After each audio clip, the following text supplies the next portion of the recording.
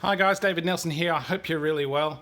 Look, I know I've been promising you a video about our Club 1000 car, our Up 1000, and some of the backstory and some of what we did in preparation for the day. We talked just recently about the consumables we put in the car. Of course, the KCK lubricants, performance engine oil, a really decent wheel alignment at Hyper Garage, and of course the WinMax W5 pads and fluid.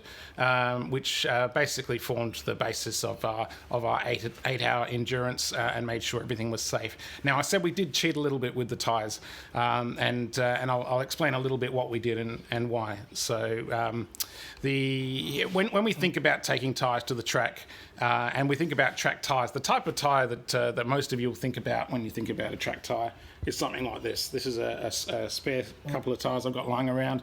These are a Nankang AR1. They've obviously got a big tread to void ratio, which means they don't scoop a lot of water out, but they've got a lot of rubber on the track.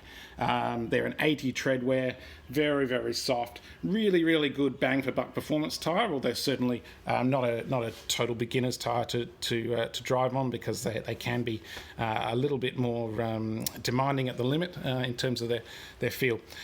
So this is what I run on my personal track car and a number of cars that I run as well. Now the Up, obviously we wanted to prove that you can go to the track with just about anything, drive it safely, keep the car alive, and drive it home and get a lot of kilometres in a track day as well. So we wanted to keep with the ethos of what makes an economy tyre. Now, I'm sure you guys would be aware there is some behind the scenes stuff that goes on that not everyone's privy to. So of course we did do a little bit of testing prior to our 8-hour endurance event, just to make sure and put some parameters around what we could do and what we could do safely in the car when we were running 8 different people over that amount of time. And what we found is actually that the Hankook Kinergy Eco tyre, which came on the car standard, just wasn't quite up to doing it over that period of time. The tyre block looks a lot like this. This isn't the exact tyre or even the exact brand of tyres. It's a spare I've got lying around, but a very similar high drainage economy tyre.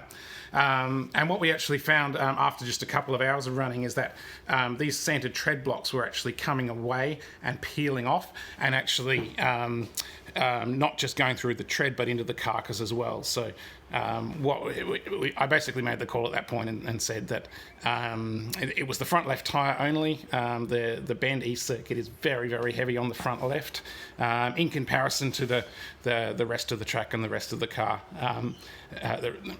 and other tracks, I should say. But what I went was, well, if we can keep that front left alive and keep within the ethos of what we're doing, that'll be okay. So we actually ran completely standard on the rear.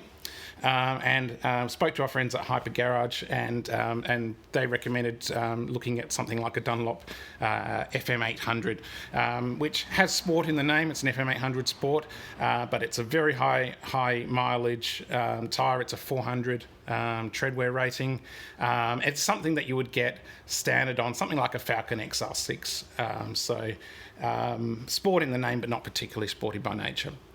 So we couldn't get that in a 165, so we actually went to a 175 on the front only, so forgive that extra finger width of tread we had, but it actually helped the car. It actually dialed out some of the understeer and improved the balance of the car to no end, actually. And we ran them on the front axle only. I figured that the rear wouldn't be too loaded, and we actually got the balance about right, because we actually found that in terms of wear for the day, the most worn tyre was actually that rear left, which was the standard Hankook Eco tyre.